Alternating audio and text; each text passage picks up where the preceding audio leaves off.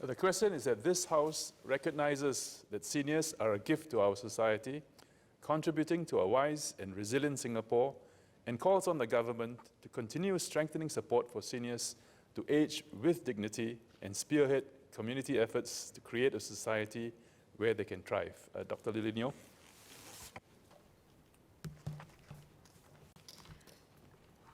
Mr. Deputy Speaker, sir, the title of my speech today is Golden Opportunities in Silver Years. It is about change of policies and communities willing to assist seniors live meaningfully and independently and be assets to society and country throughout their silver years. I would like to propose that we plan and maximize the potential of the silver population so that they can have better opportunities and at the same time allow society to reap the benefits of the silver dividend.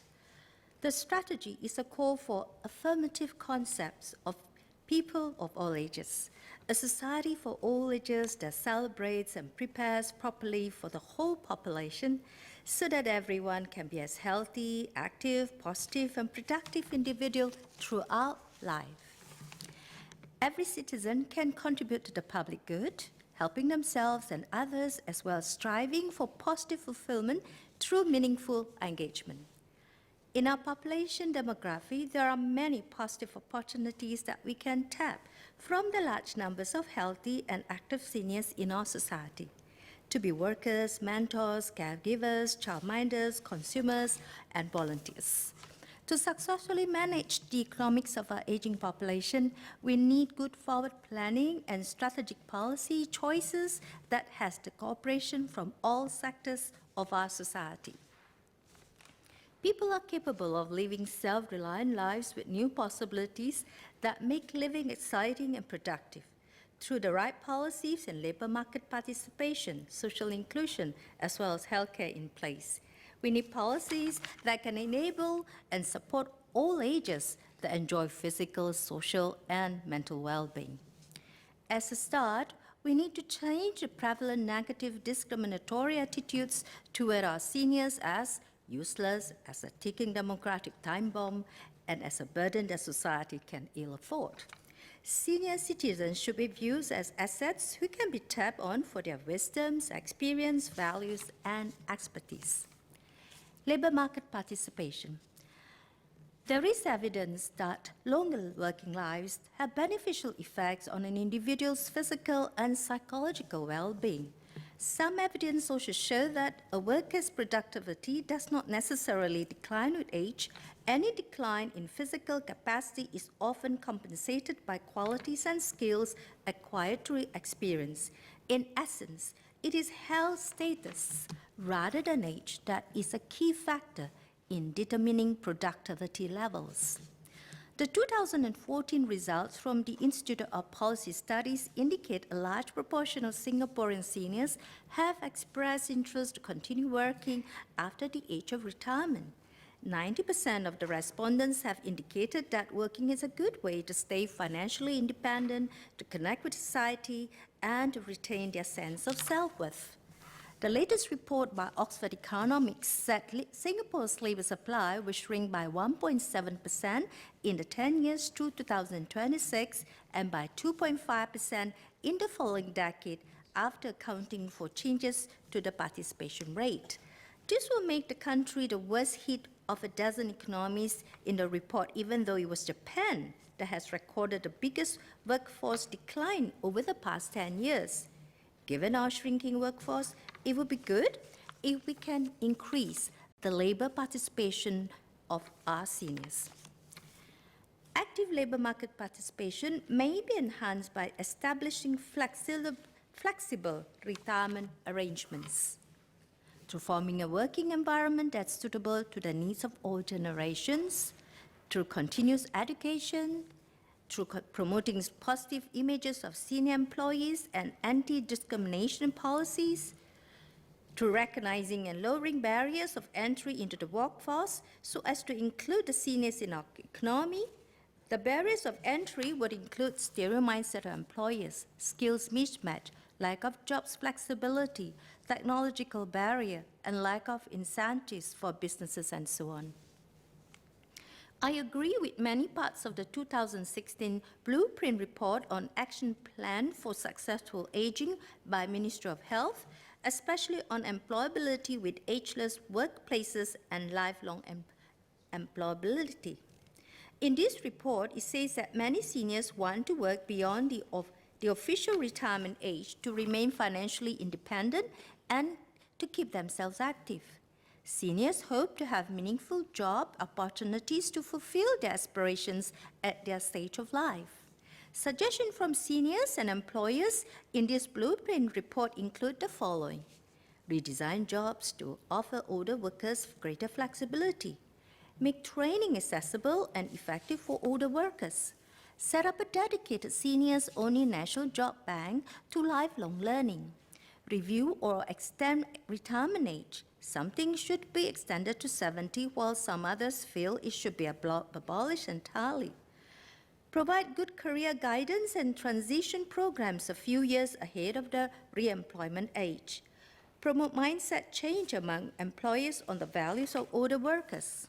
Allow older workers to try out jobs via internships or job trials. Recognize employers who treat older workers well. Promote intergenerational workplace harmony. These are all good recommendations, and I hope that our government can consider them and make them available soonest. Volunteerism. There are health and social benefits in volunteering. It offers seniors significant physical, emotional, and cognitive or brain health benefits. It also enhances social support and social inclusion. The brain is involved in feeling as well as thinking, and this means that finding meaningful and purposeful activity is particularly important. This can be accomplished through volunteering by finding roles that are personally meaningful. Matching and placing volunteers in the best role for each individual is worth the effort. Many studies have found that engaging in voluntary work in later life is a strong predictor of better self-rated health, daily functioning, physical activity, and life satisfaction. Voluntary work in later life is also associated with decrease in depression, hypertension, and mortality among seniors. In addition to health benefits, volunteering can enhance social support networks, increase social status, and reinforce knowledge and skills. Volunteering also provides a role identity and sense of purpose for those retired from paid work. Seniors can better integrate socially when they find structures for volunteering. There's a need to increase awareness of opportunities and community needs and to facilitate opportunities for engagement. People are looking for a range of options where they can see the value and impact of their contributions in their community. More people are interested in group volunteering, short-term assignments, as well as virtual volunteering, and they view volunteering as a way of transferring or gaining skills. Some of our skills future credit courses can be tailored for this purpose. May I urge our government to set up policies and programs aimed at promoting volunteering among seniors and strengthening the capacity of organizations to involve seniors with a broader spectrum of engagement. Let us promote and provide avenues for volunteering as a meaningful occupation that provides direction as well as purpose and passion, just like the fulfillment that comes from meaningful paid work where individuals find fulfillment, meaning, and personal identity. This form of volunteering can be viewed as serious leisure, career volunteering, or career redirection. I would like to suggest the following areas to further broaden the spectrum of volunteering. Retirement planning, typically focus on financial planning. Modules on volunteering should be part of all retirement planning programs. Recreation can be made more meaningful with volunteering roles such as being a swimming buddy with someone with a physical disability, being a singing coach in a nursing home, being a volunteer playing chess with a youth in drop-in center, and so on. Lifelong learning voluntary is a way to transfer skills gained or to learn new skills. In this context, volunteering prepares one for a new career. HDB and private condominium volunteering is a great way to get more connected to the neighbors, especially in door-to-door canvassing, in collecting information about the environment, or in patrolling their estates. Skills-based volunteering where many adults who have indicated an interest in using their skills and experience for volunteering is a good approach. Environmental volunteering may be ideal for adults who are interested in environmental issues, collecting information about the environment. NEA, town councils, and community centers may recruit such volunteers, and even for just one-day events. Employer-supported volunteering, when corporations support the commitment of their employees for activities through community day or days each year. This can be further encouraged in quality and quantity and in having more businesses, especially SMEs, involved. Retired employee volunteering program, where workplaces that have alumni or retired programs can incorporate volunteer opportunities. Our ministries can pilot such programs where employees can continue as mentors, volunteering especially to ease the transition of new employees. It would be useful to have a volunteer center with coordinators to offer programs that appeal to different groups with different interests and to match and place the volunteering services with the community groups and organizations. This will provide a one-step convenient avenue and will maximize outcome. Senior adults may experience challenges and barriers to volunteering in relation to transportation, scheduling issues, and out-of-pocket expenses. I would like to suggest implementation of reimbursements for costs incurred, similar to that granted to the PG Ambassadors program, so that volunteers are not overly burdened financially in their course of volunteering. Health. Health is defined as a state of complete physical, mental, and social well-being, and not merely by the absence of disease and infirmity. Seniors consider the deterioration in their physical or mental health as the biggest threat to their well-being. As life expectancy increases, it becomes more important that the added years to life are accompanied by good health. Good health is prerequisite to anyone expecting an active and fulfilling life. Many chronic diseases are largely preventable. Chronic diseases, especially diabetes and hypertension, are considered one of the most significant health challenges in developed countries and represent a major component of service activity and expenditure, as well as a major contributor to disability, ill health, and mortality among the older population in these countries. Many of these are also key risk factors for the development of dementia. It has been reported that the cumulative lifestyle disability for those who smoke, are obese, and do not exercise is 4 times greater than those who are of a healthy weight, exercise, and do not smoke. Traditionally, models of care have tended to focus on those with the most medical needs. I would like our government to ensure subsequent future service provisions reverse this trend so that equal priority is accorded to both medical treatment and the promotion of health and well-being. Shifting the focus toward promotion of lifelong good health will lead to significant increase not only in life expectancy, but also in disability-free life expectancy. So the emphasis of our healthcare policy should be to prevent and reduce disability and premature mortality by supporting the development and implementation of policies towards this aim.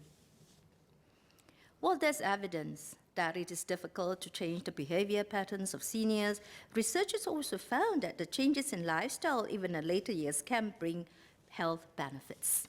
Research indicates that retirement tends to decrease the level of physical activity needed for a healthy lifestyle.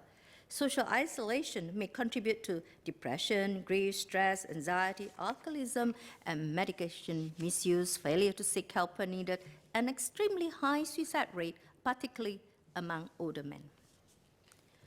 Independent living. In its submission to the Second World Assembly on Aging 2002, the World Health Organization observed that age-friendly built environments for people with disability facilitate access to the appropriate range of housing and housing-related support services that are delivered in an integrated and sustainable manner. This promotes equality of opportunity, individual choice, and independent living, and these can make a difference between independency and dependency for all individuals, and particularly important for those growing older. For instance, older people who live in an unsafe environments or areas with multiple physical barriers are less likely to venture out and are therefore more prone to isolation, depression, reduced fitness, and increased mobility problems. It would be good if HDB continues to promote and support universally recognized seniors-oriented housing designs and compositions that allows for an environment that may be as easily accessed and used to the greatest possible extent by persons of any age or having any particular physical, sensory, medical, ill health, or disability. We must try to design and develop seniors-friendly living spaces and buildings which are suitable to their physical and social needs. The priority of government's policy is to support seniors to live independently in their own homes and communities for as long as possible. Planning, designing, and building local environments that are safe and accessible to seniors are therefore vital to supporting them to live in their own homes and local communities. Seniors-friendly adaptation in design inside HDB flats will enable many to continue living independently despite disability. Common spaces with consideration for a micro-community with, for example, recreation and community areas to enable seniors to lead support to each other and to engage with each other will prevent social isolation. Support services within the same block or close vicinity that are useful are seniors activity centers, clinics, mini-marts, and food outlets. There's an increasing recognition that new technologies can offer new ways of supporting people with medical illnesses and disabilities and facilitating them to continue living independently at home. They can play an important role in self-care and prevention of advancing disability. Telecare and telehealth services are also becoming increasingly recognized as effective ways to prevent or manage some health conditions that effectively facilitate independent living. Mobility. Researchers have shown that roles that require physical activity engage the brain and provide social interaction that are especially good for individuals because multiple area stimulation appears to reduce the risk of dementia and promote brain health, thus enabling people as they age to get out and about through the provision of accessible, affordable, and flexible transport system is essential for ease in mobility. Mobility is a key determinant towards an individual's ability to access social or physical services and to engage in community activities. Seniors who live in inaccessible environments are less likely to go outdoors and are therefore more prone to isolation, depression, reduced fitness, and mobility problems. Thus, let us continue to enhance a senior-friendly public transport system. In conclusion, sir, let us continue to aim for a community that is inclusive of everyone, including especially our seniors. Let our seniors be welcomed by society, businesses, and community alike. Let our seniors be respected, not patronized, and let the wealth of knowledge and experience they have to offer be valued. I hope our government will consider my suggestions above and implement measures towards achieving an even better society for all. Thank you.